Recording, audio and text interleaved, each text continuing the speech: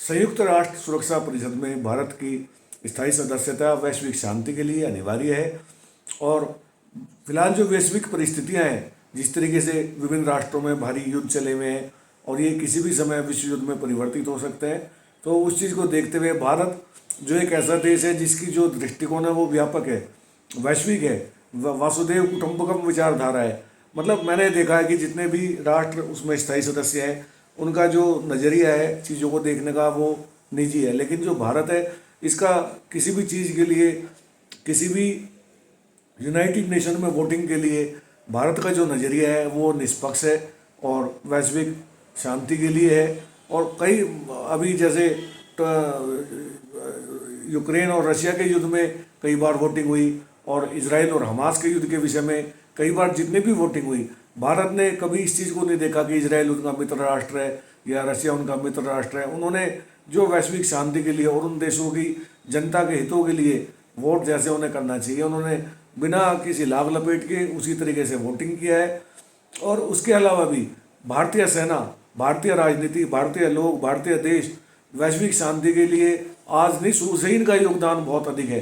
प्रथम विश्व युद्ध, द्वितीय विश्व युद्ध में भारतीय सेना ने अदम्य साहस और वीरता का प्रदर्शन किया है। 1.5 लाख से अधिक अपने सैनिकों ने, हमारे सैनिकों ने वीरगति को प्राप्त किए हैं। और 38 और 11 प्रथम विश्व युद्ध में 11 और द्वितीय विश्व युद्ध में अपने बलिदान के माध्यम से इन्होंने भारत भूमि का नाम अमर किया है, ऊंचा किया है। और प्रथम विश्व युद्ध में 11 और द्वितीय विश्व युद्ध में 38 विक्टोरिया क्रॉस हमने अर्जित किए हैं। उसके अलावा भी फिलहाल जो वैश्विक राजनीति में जो शांत वैश्विक यूएनएससी की जो पीस फोर्सेज हैं, विश्व शांति सेना, उसमें भारत की बहुत अधिक सहयोग है।